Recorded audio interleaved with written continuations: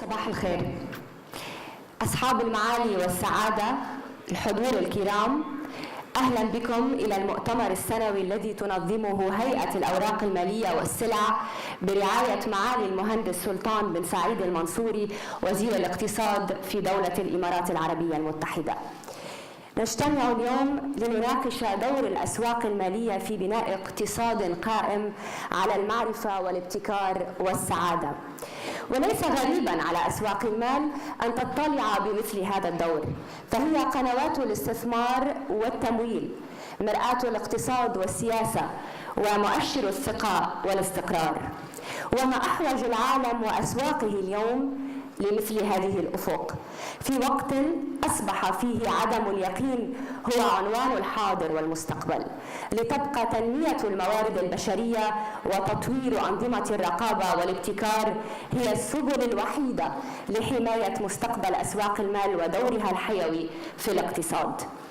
To start proceedings, please join me in welcoming to the stage His Excellency Sultan bin Saeed Al Mansouri, UAE Minister of Economy and Securities and Commodities Authority Board Chairman. Your Excellency. بسم الله الرحمن الرحيم. أصحاب السعادة، السيدات والسادة الحضور، السلام عليكم ورحمة الله وبركاته. وأسعد الله صباحكم بكل خير. Excellencies, ladies and gentlemen, I wish you a very good and a very happy morning. What really stopped me here is these three words, which is quite important actually for the culture that the UAE is trying to implement right now through the strategy of the economy and actually the whole government, which is knowledge, innovation, and happiness. A wonderful combination of how nations can really develop and how can also move on with their agenda in relation to both its people, but also how it connects to the world as a whole. And yesterday we had an excellent, actually, finale for our government summit, which addressed a number of issues. Some of it was on the financial, but a lot of it on how we actually need to manage our governments in a different way of thinking. The growth that I see here in the United Arab Emirates is amazing and very heartening. Unfortunately, over the past 8 years, the U.S. and European capital markets have suffered under the weight of too much government intrusion and over-regulation. In particular, in the U.S., I believe that a major cause of our lackluster economy over the last several years is failed government policy. The best example of this policy failure is the sweeping Dodd-Frank Wall Street Reform and Consumer Protection Act enacted in 2010, ostensibly for the sake of market stability and investor confidence. This 2,319-page behemoth, requiring between 243 and 533 new rules, most of which have not yet been written, depending on how you count them, continues to spawn uncertainty and undermine the climate necessary for economic growth in the United States. The real tragedy or inconvenient truth behind Dodd-Frank and the hundreds of other rules flowing from Washington every year is that consumers, investors, and small businesses are harmed the most. For consumers and investors, increasing amounts of regulation and mean higher prices, diminished returns, or restricted choices for their investment. سنستعرض بشكل مختصر عن استراتيجية الهيئة للخمس سنوات القادمة بشكل سريع خلال الخمس دقائق القادمة بإذن الله. في البداية أود الإفادة والتوضيح بأنه تم إعداد الاستراتيجية ليتوافق ويتماشى مع رؤية دولة الإمارات العام 2021، بحيث أن تصبح دولة الإمارات الأولى عالميا ضمن قائمة أفضل 10 دول في العالم. وأيضا تم ربط استراتيجية الهيئة بالأجندة الوطنية فيما يخص بمحور معيار اقتصاد معرفي تنافسي مبني على الابتكار، وعليه طورت الهيئة رؤيتها الاستراتيجية في المرحلة القادمة من 5 سنوات بالتنسيق مع الشركاء الاستراتيجيين والمعنيين في قطاع سوق رأس المال بالدولة، بحيث تضمن الهيئة تحقيق رؤيتها في توفير بيئة استثمارية مستدامة في سوق مالي متقدم، وأيضا من خلال تنفيذ رسالتها في حماية حقوق المستثمرين وترسيخ أسس التعامل السليم وتعزيز بيئة جاذبة لرؤوس الأموال في الدولة. وعليه تم تحديد 5 أولويات استراتيجية في المرحلة القادمة، وهي كالآتي: الأولوية الاستراتيجية الأولى تنافسية الأسواق المالية في الدولة، ثقة المستثمرين بإجراءات وتشريعات الهيئة، الشفافية والحوكمة للشركات، الابتكار في تطوير الخدمات المالية، وأخيراً الريادة والتميز لنموذج عمل الهيئة ليتوافق مع المفهوم العالمي المعتمد بزنس موديل. ولتحقيق هذه الأولويات تم وضع 5 أهداف استراتيجية، كل هدف استراتيجي مستقل بحد ذاته بحيث يرتبط بأولوية استراتيجية كالتالي: استكمال الإطار التشريعي اللازم لتطوير الأسواق المالية، حماية حقوق المستثمرين بالأسواق المالية، تعزيز ممارسات الشفافية وحوكمة الشركات العاملة في مجال الأوراق المالية، وترسيخ ثقافة الابتكار في بيئة العمل المؤسسي. I'm delighted to welcome you all to this edition of the conference, which naturally follows every annual meeting of the African and Middle East of the International Organization of Securities Commission, the global community of securities regulators which exist to ensure that capital markets the world over are fair, transparent, and efficient, and that investors are protected while the incidence of systematic risk is kept at bay. Ladies and gentlemen, this is the 38th of such conferences, and we're happy to have you all in our midst. And today, inshallah, we will have a chance to listen from the 2 gentlemen talking about the innovation. Innovation is a very interesting word. It is very easy for us to do a day-to-day business. It is even easier to come up with innovative ideas. The challenge stays, how can we take these ideas into action? How can we go into the processes of these innovations? And alhamdulillah, with the vision that we have in UAE, and with the leadership commitment, and with the follow-up of the leadership, and with the hard workers of the decision makers, when we look at UAE in general, we see, based on a global innovation index in 2016, UAE is ranked the first among the Arab countries. But the topic given to me was to highlight, firstly, what's the role of IFC and what's the role played by regulators in terms of supporting innovation. I do think that the traditional role that most regulators focus on is in terms of instilling trust, confidence in the marketplace, bring about integrity, focusing on administration of rules in a fair and orderly, transparent manner to allow transactions to take place. But it's quite important in terms of building a vibrant, dynamic financial services center to look beyond rules and regulations, to look at how do you build the ecosystem necessary to develop that financial center. And many times it goes beyond your traditional rules and regulation. It means engaging stakeholders very closely, understanding their needs. Our agenda for today is as follows. We will touch on objective, before we touch on the current state of capital markets globally, and end off with some of the emerging technologies and fintech-driven impact on capital markets. In terms of objectives, there are 3 objectives that we'll cover. Number 1, provide an overview of the current global capital markets, a quick overview. Introduce key trends which are affecting capital markets globally now, and thereafter showcase key emerging technologies and the role of fintech in promoting innovation in the capital markets. It primarily comprises a primary market and a secondary market, which can be broken down into a securities market, a debt market, and a derivatives market. Key participants are listed on the slide as shown here. Everybody is aware how it works. In terms of development, capital markets are dominated mainly by the US and Europe. However, the Asian markets, though relatively small, are growing very, very fast. So, what do you think from your point of view, maybe Richard Latham will add into that, what do you think to do to closing the communication, to make it as easy as possible to have the legal framework for the innovative ideas and the fintech technologies. Yeah, I think it's very important that the regulator take a lead in this. I think the regulator definitely needs to take a lead in this collaborative effort between the incumbents and also the fintech. If the regulator is not willing to take a lead, I think everything will then break down. So from a regulatory standpoint, I guess regulator needs to really employ the right people. We do see a lot of regulators having chief fintech officer now in the regulatory authority. And this is important because having people understanding technology, understanding fintech, embracing fintech is very important to make it a win-win situation, number one.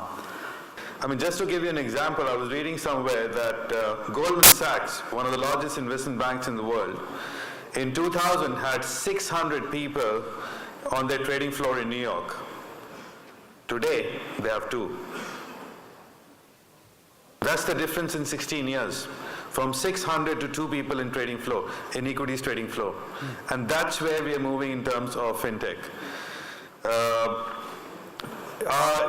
Also in terms of capital markets, we've seen, the capital markets, or what is a capital market?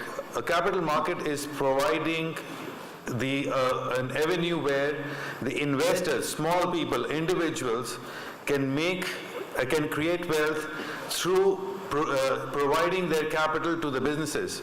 The businesses grow bigger, and then they provide the same to them. And the way the businesses can come, the innovation can be generated is through providing capital markets, providing them an avenue to grow their businesses. And this is what we have seen. Today, the largest capital markets in the world are in places which are extremely innovative. Ask them all the question about what kind of policies, what kind of regulations needed to make these markets more attractive. Not surprisingly, I got a whole range of different answers.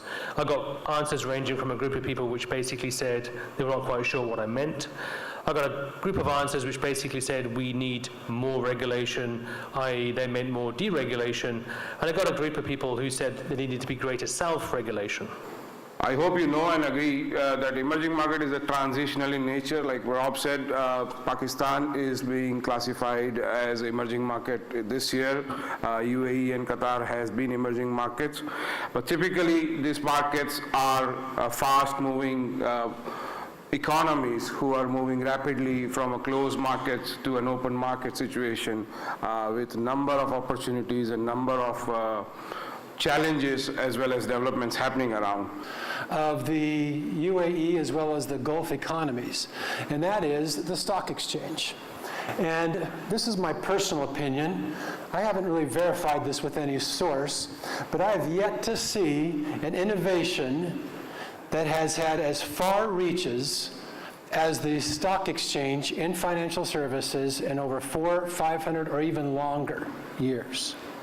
Nothing has done more to spread wealth, to raise capital, to create transparency, to do all sorts of things that we seek to do. There has not been one innovation in the last 50 years since the microchip was invented that has had the similar impact that the stock exchange has had on financial innovation. And I would even argue that even in the last few years, as we've been talking about fintech, this is still the greatest innovation that has ever happened in financial markets.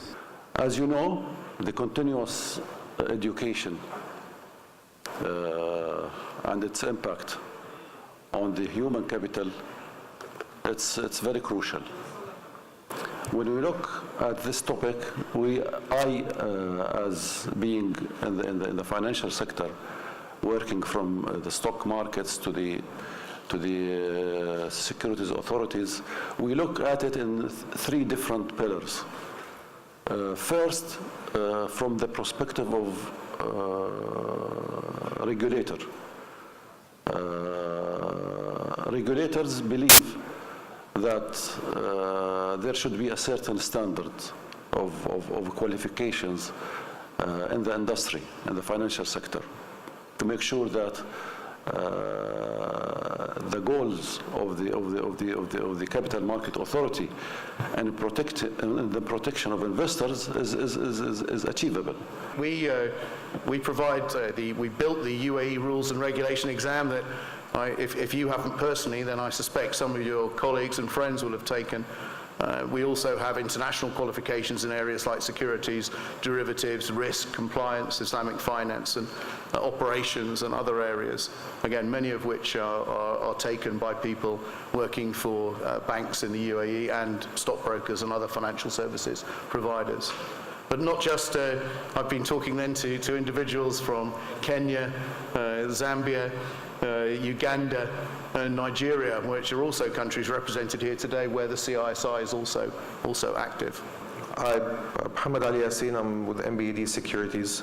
I've been in the financial industry in the UAE for about now 19 years. So I've seen it grow from pre-markets, and seen it develop, and therefore this has been a great, I think, growth and development and evolution story.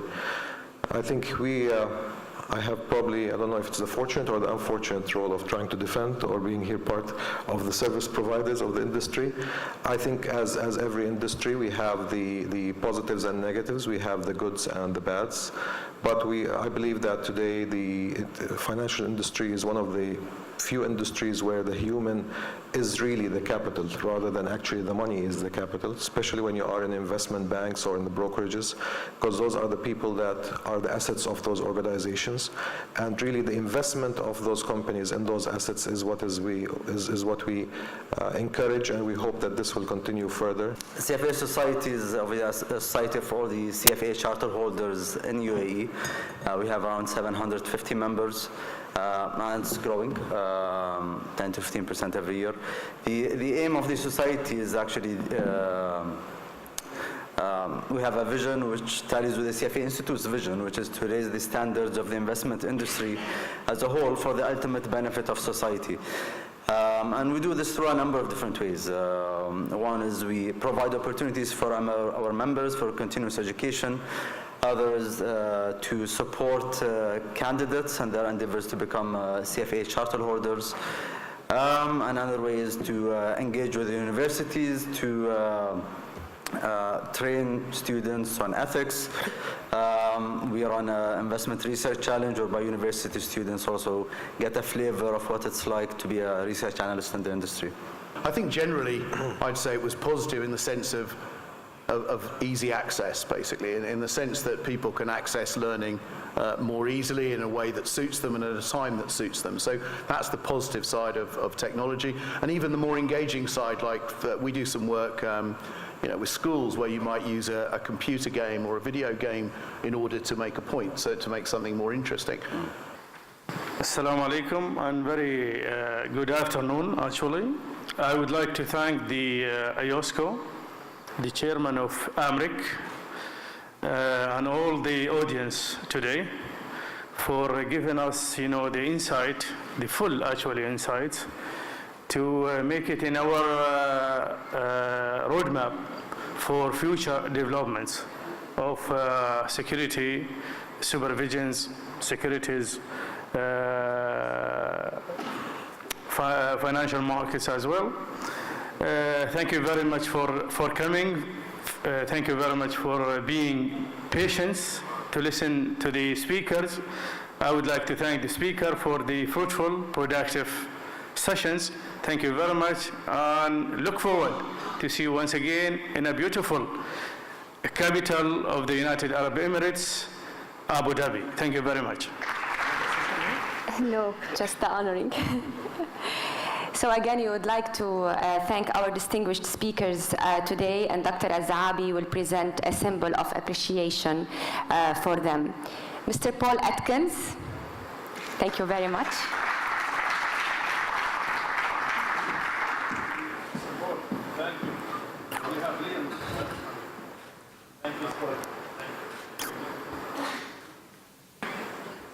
Mr. Monir Guarzo, thank you.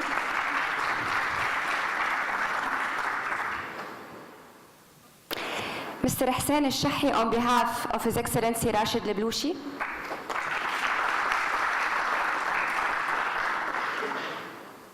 Mr. Ahmed Jain. Thank you.